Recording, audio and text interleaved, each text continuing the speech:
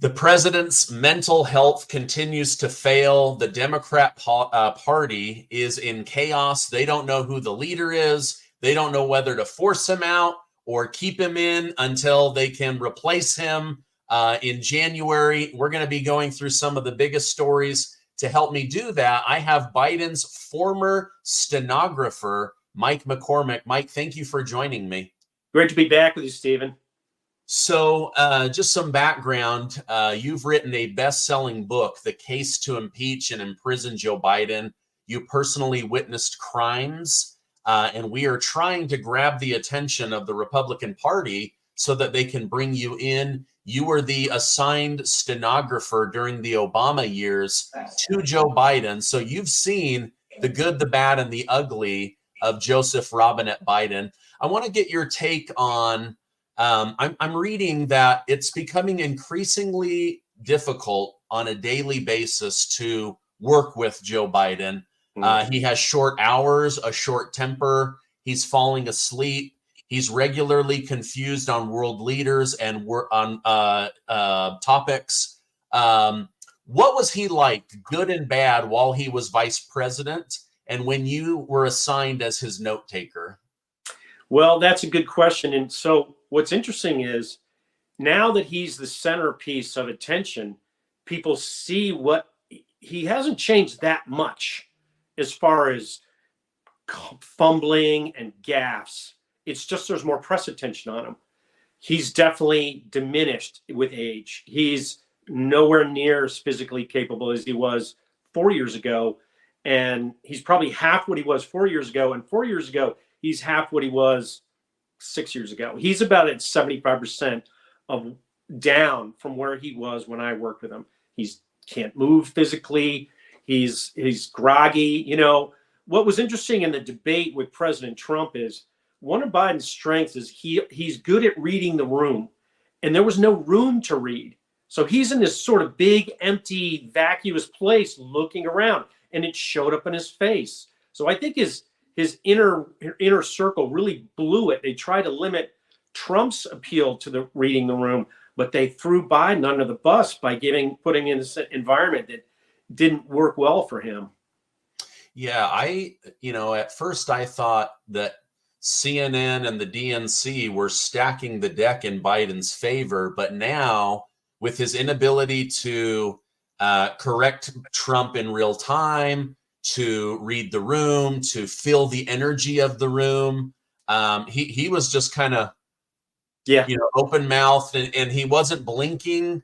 And everybody was like, oh my gosh, is this guy stroking out on live TV? Right. It was really, really bad. And so I think Trump, it ends up being to Trump's advantage to go in and do that. We'll see if there's even a second or a third debate, as there is supposed to be. But you were with him day in and day out. Are you noticing anything other than him just being old, as far as dementia related, his mental abilities? Yeah, he is. You can tell that the way his words just sort of cascade into a hard to understand phrase, or just kind of mumbles. And he's not. He always used to change thought in mid sentence, but now, like the other day, he was speaking to the, I guess it was veterans yesterday at the 4th of July. And he was trying to conjure up this memory he had of going in the battles. He used to talk about that all the time. He used to go in the front lines and go in the forward operating bases in Afghanistan and Iraq. He had this whole spiel he'd use. He tried to pull it out and he couldn't get there. He can't pronounce Afghanistan anymore. He can't pronounce Iraq. I really noticed that. And the other thing is the doctor who's looking after him is Dr. Kevin O'Connor. I used to work with Dr. O'Connor. He was a nice guy then, but he is a deep loyalist, and he's not doing his job. He's protecting Joe like Joe wants it, but it's not for the presidency. He's not protecting the presidency. He's leaving our country at risk with this vacuous, unable old elder gentleman in the White House with the nuclear codes. Yeah. I just read this morning that the White House was putting out that Joe Biden was fine, no issues there. He just had a bad debate night. But then breaking news this morning, they actually immediately moved him the next day to go meet his doctor, Right. because they were actually worried that he had maybe had something larger while on national television. And again, I don't like seeing this. It makes me feel uncomfortable. It feels like elder abuse. And from what I'm reading, Jill Biden, his wife, the person that's supposed to have his back, take care of him, she is the one really behind the scenes pushing him forward to remain in the presidency and in the limelight. I don't think that's true. Okay. Knowing Joe Biden as I know him, he is not a quitter. He thinks he's the president who can do it all. He thinks right now he can win this election. He still thinks that. And so what Jill and other people, Anthony Bernal is one of these syncopat, aides who's always hovering around. What they're doing is they're just sort of echoing back to Joe what he wants to hear from them, encouraging and stuff. But behind it, Joe's not a helpless puppet. He knows what he's doing. He's reading the room of basically the chaotic breakdown of the Democratic Party now, and he's had 50 years in government. So if there's a major donor who comes out and says, I'm not giving any more money to Joe Biden knows who that donor is, and he knows how significant that is to him. And so he's weighing all these data points that he knows. He knows these, and he talks about it with his senior aides. So I think he still has a pretty clear cognizance of, I can win this. This is how I win this. I have to make them think this. And Jill and Anthony Bernal and others on the inner circle, the Donilon brothers, are just helping Joe towards that. There's a lot of Democrats that are saying he can't do it. He's got to get out. Joe's not going to listen to them. One of the things he always used to say that his dad told him when he was playing football when he was a kid was, if you get knocked down, Joey, get up. Just get up. And that's his mantra. Just get up. So in his mind, that debate catastrophe was just him getting knocked down. He's just going to get up and keep fighting. We'll see how he gets to, how it works when he gets to the convention. That's that's weeks away. And that's basically where he's focusing on. Get to the convention and see what he can do there. Okay. Interesting. Yeah. I'm reading that, at one point they were considering canceling it, not only because of him, but they're actually worried about riots in Chicago. Yeah. Because there's so many people that are still angry about the Palestine-Gaza situation. And so they've kind of gone quiet, and they're going to go full force outside of the DNC. It's going to be an interesting week for Chicago and America, to say the least. The Biden administration a couple of days ago lost a major lawsuit where they were trying to use the authority and power of the federal government to force doctors on a state level to do sex change operations. They call them gender-affirming surgeries. Right. Anyway, they lost big time. Now the White House and Biden are saying, we oppose this and we protect children. Right. Is this deceptive and evil? Like, what are your thoughts? They're literally like going 180 degrees in the opposite direction now that the courts have shut them down. Right. I mean, it is evil. It's talking out both sides of his mouth. And that's something that he's done for years.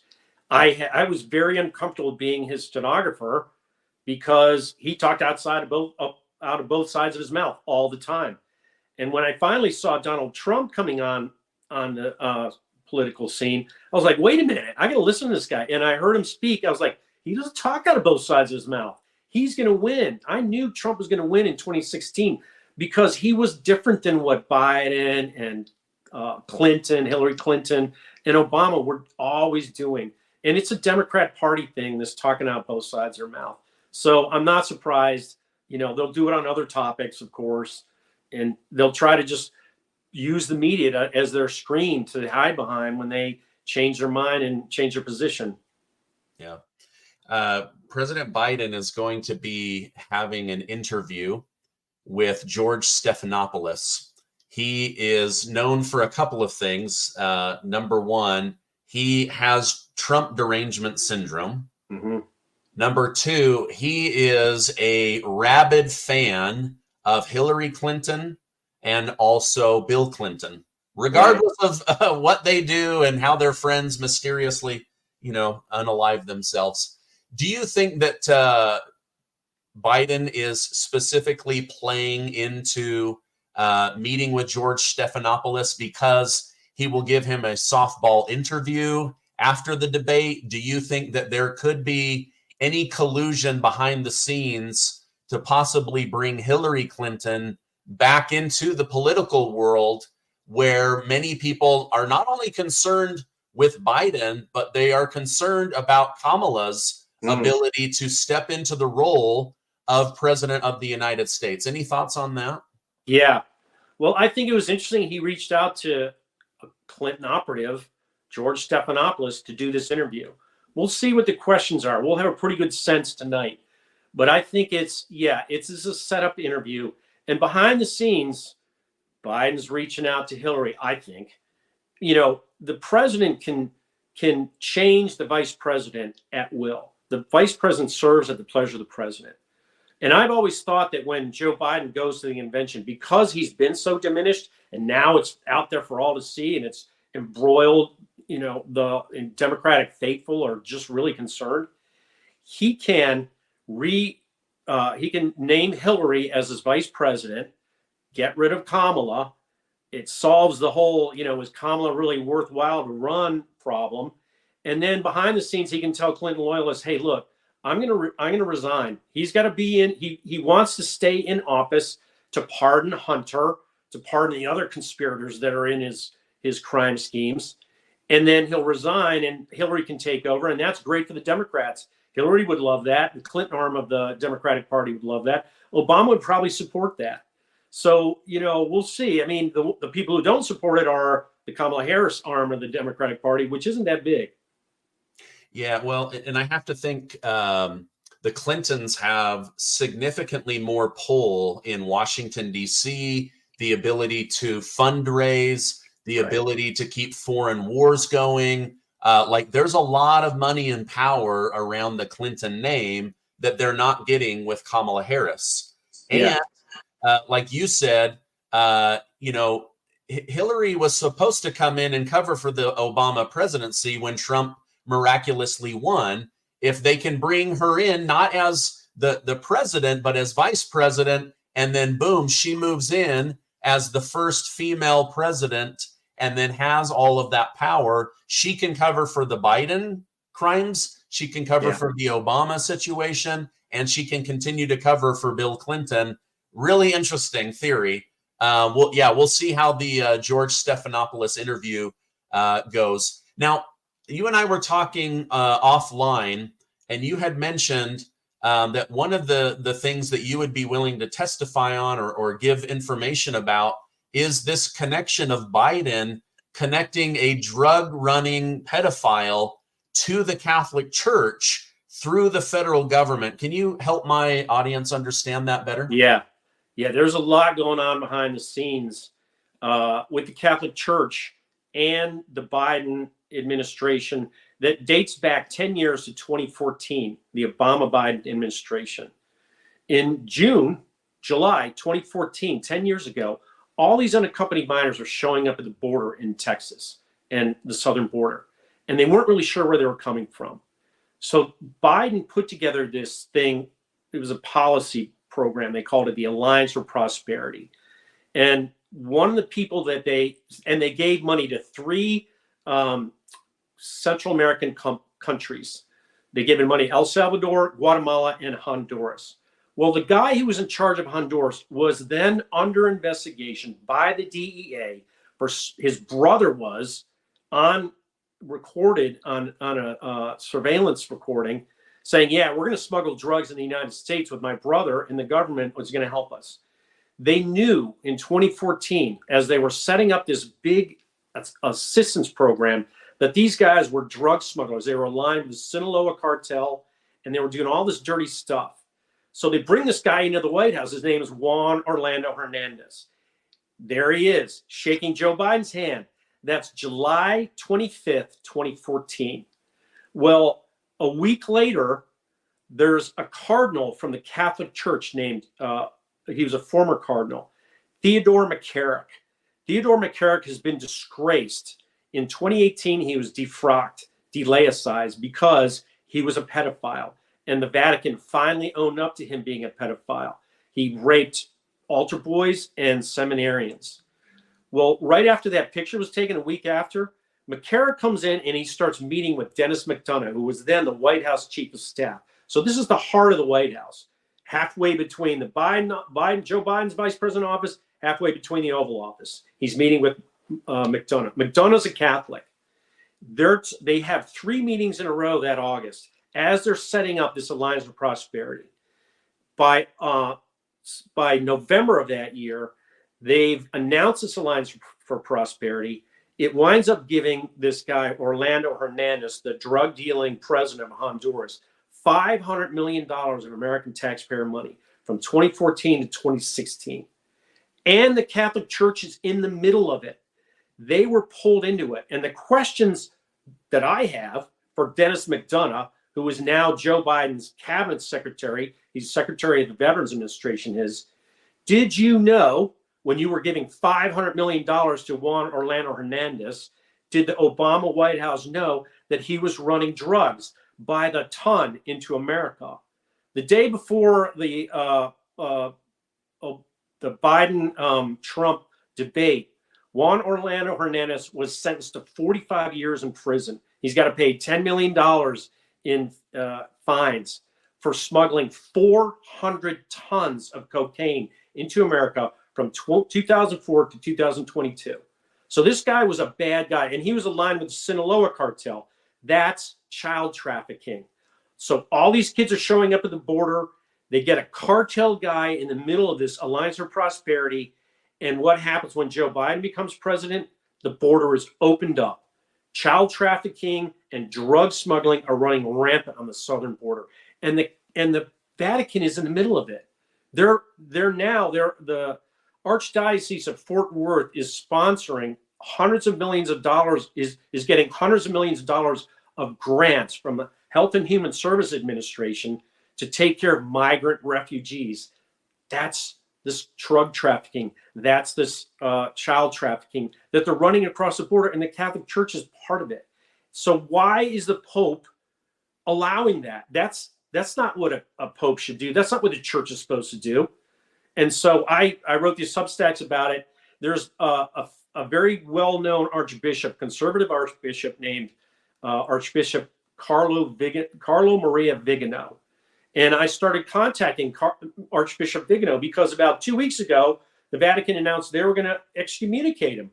Well, just yesterday, they excommunicated him. He announced it today. And I've been back and forth on emails with him saying, Archbishop, here's this evidence of the Pope being corrupt with these cartels. And he's like, this is the deep state colluding with the deep Vatican. There's deep evil in the Vatican, and we have to fight it. So they're trying to silence him. And he's out there right now. He's excommunicated. He's in hiding. They can't find him. So he's staying away from the Vatican so he doesn't get harmed. But he has the truth inside the Vatican.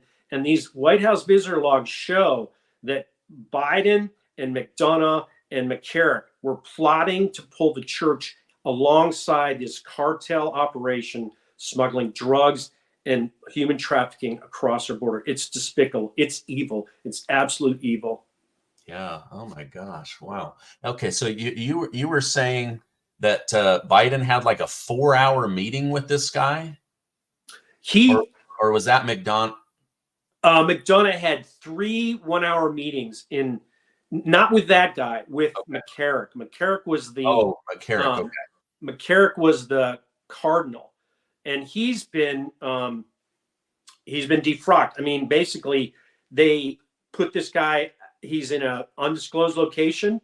They put him out to basically keep him quiet. So the church knows that he knows. He was a very good friend of Pope Francis. This pulls Pope Francis into the limelight as being a corrupt pope. And there's other things that are in these White House visitor logs. Pope Francis was aiding the Obama-Biden program to set up the Iran nuclear deal. Personally, he did trips to Israel, the Palestinians in the West Bank, and Jordan in 2014 to help that along. And McCarrick was working on that. And then McCarrick was also working on an appeasement program for the Chinese communists. They basically betrayed Chinese Catholics to appease Xi Jinping. And that was something Joe Biden wanted. And that was something this new pope is so liberal. And he's basically taken on exactly the policies that Obama had, and he's put them in the church. It's over politicized the Catholic Church in a way so many Catholics out there are very distraught about. Yeah, I was just going to say, like, I don't want to mix good Catholic people in with their leader, because I have many friends that are Catholic and they don't like this pope. They're like, all he cares about is the green agenda, the LGBTQ agenda.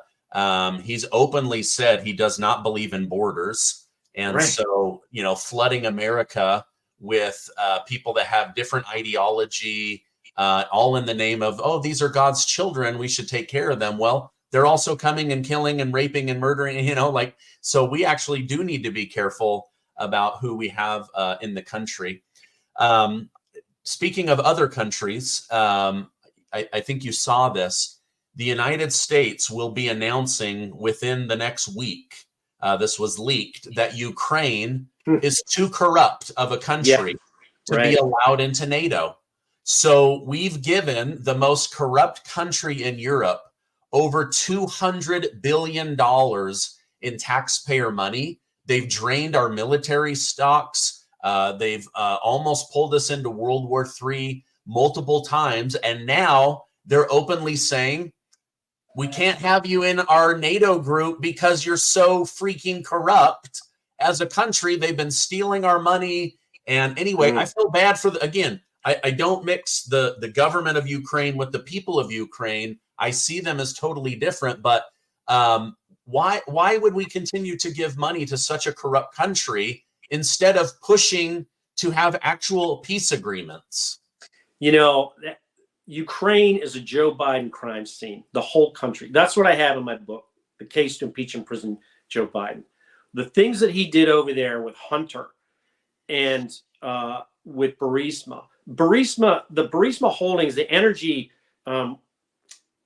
the natural gas reserves that they were working on is basically what they're fighting about. And this fight by Putin, this invasion by Putin, is a takeover of those natural gas reserves.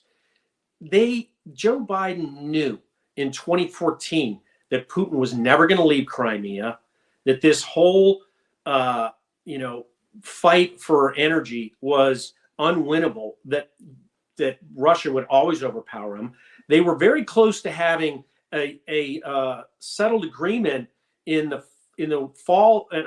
spring of 2022, right after Putin invaded. He said that in his interview with Tucker Carlson. We were about to sign documents. We would have finalized everything then and there. And then, Boris Johnson comes in from the UK and says, no, we're not doing this. And that was on the orders of Joe Biden. So the U.S. has been, Joe Biden as the leader of the U.S. has been sacrificing hundreds of thousands of people, Russians, Ukrainians, for this crime scene. It's just despicable. It's just more evil. And now they're kind of admitting it. They're too corrupt for us to give money to. Yeah. Oh gosh. Why haven't Republicans pulled you in and said, listen, you have a book, it's become a bestseller. You were the stenographer for Biden. You literally took notes about the different crimes, the people that he met with, the dealings. Did the Republicans actually not want to get to the bottom of this? Are they unfamiliar with who you are and we just need to get their attention? Like, why haven't they called you in to testify? Well, they do know who I am. I think at this point, they don't want Joe Biden impeached. They probably are like, yeah, let's make him look bad, but not get him out of there. because if they impeach him, then a Kamala goes in. I don't know. Maybe they do want that. But why haven't they got me in? Because when I went down and interviewed with them a year ago, I told them about the Burisma information that I have in my book, but I also told them about Joe Biden's kickback scheme with a company called Metabiota. And there's a lot of top secret aspects to that. They were doing viral research in China with the Wuhan Institute of Virology and EcoHealth Alliance. This Metabiota was. When Joe Biden's son, Hunter, invested in them heavily in 2014. And Metabiota then became the one of the companies that was involved in setting up these bio labs in Ukraine and in the Republic of Georgia. So there may be some top secret activities that I told them about. I was like, hey, the CIA is in this laptop. There was something going on with Metabiota in Africa around the pandemic over there, the Ebola virus pandemic. We got to look into this. They don't want to look into it. They kind of know what's under the table and they don't want it to come out. So they don't want me under oath to tell everybody. So I'm writing about it in my Substack. The Substack is Midnight in the Laptop of Good and Evil. And I have plenty of stuff in my book about the crimes that Joe Biden committed in Ukraine with Burisma and this Alliance for Prosperity that now feeds into the Vatican that Pope Francis is sort of partnered in. Yeah. You know, you bring up a good point. Two really good points, Mike. Is number one, at this point, they may have the crimes, but it's better to drag Biden's name through the mud than to actually remove him, because we're months away from an election. But two, they may not want you to publicly say things that out loud. I'll give you an example. When Russia first went in to Ukraine, it came out that the United States of America had dozens of these bio labs all over Ukraine.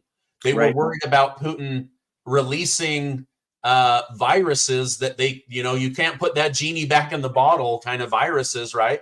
And Senator Marco Rubio from Florida is questioning Victoria Nuland, the undersecretary, and she's like, listen, we do have these bioweapons, but I have to talk to you in a skiff because these are top secret. And here's Marco Rubio on this committee going, wait a minute, I'm a senior senator from Florida on this committee and I don't know about these biolabs. Yeah, we're definitely meeting in a skiff. And then that story died and went away. But within the government, there's secrets, top secret stuff that even our top leaders don't know about. So yeah, maybe you're right. Maybe they don't want some of that stuff becoming public.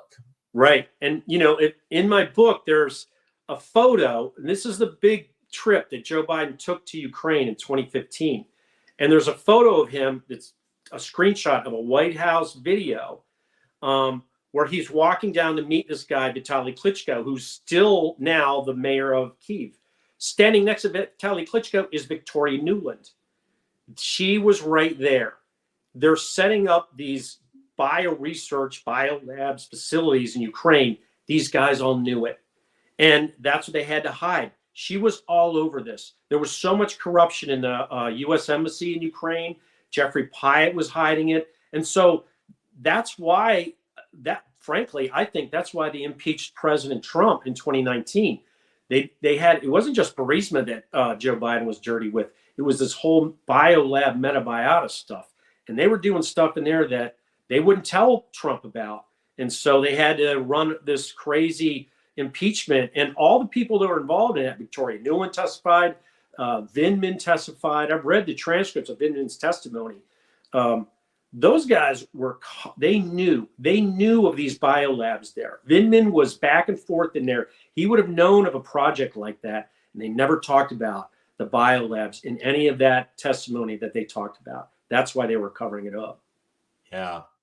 You said a lot of people have died to cover up these crimes. We know for a fact Obama and Victoria Nuland ran the coup against the Ukrainian government in 2014.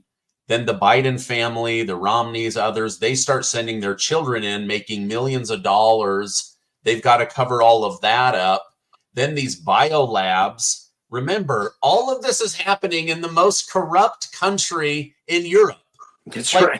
Why is the U.S. military running these viral medical labs, these bio labs in the most corrupt country in Europe, and then, you know, hoping to not have another COVID-19 situation? I don't know. It's pretty crazy. It does seem that there's crimes being covered up in Ukraine. Yeah, and they wanted to pull that country into NATO, and now they can't. No, we're not going to pull him in because he's too corrupt. They've been corrupt the whole time, you know, and it's just the American reach into Ukraine is so dirty, and it's so tragic that so many people have died over basically a cover-up of Joe Biden's crimes there and Barack Obama's and others. Yeah. Oh my gosh. Wow. Hopefully the truth will, you know, finally work its way to the surface. I believe the truth wants to come out and eventually does. But okay, final question, just kind of a fun question.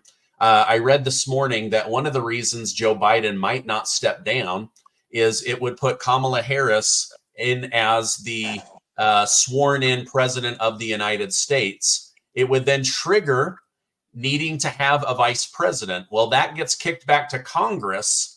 And right now, the Republicans, based on the way the voting goes, we have more states than the Democrats. We would actually install a Republican vice president. They would probably make Donald J. Trump Kamala Harris as vice president. Wouldn't that be fun for the history books to have President Kamala Harris and Vice President Donald J. Trump?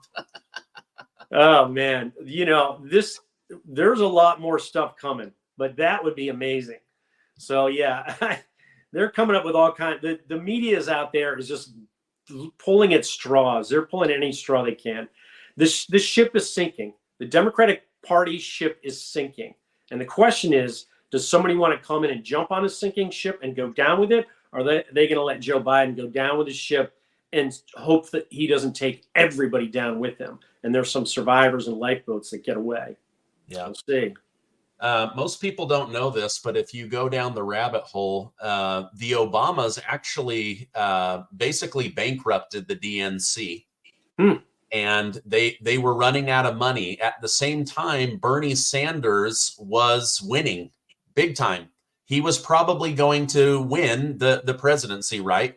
Out of nowhere, Hillary Clinton comes in. They make this secret deal that they will fund the DNC and pay off Obama's debts.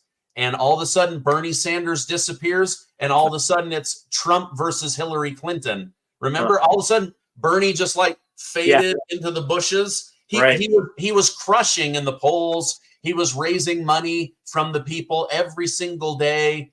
So yeah, there's way more corruption. And I do think that the Democrats are very good at staying united compared to compared to the Republicans. But it's a sinking ship. The progressives have taken over. There's very few middlemen and women in the Democrat Party. It'll be interesting to see it all come out.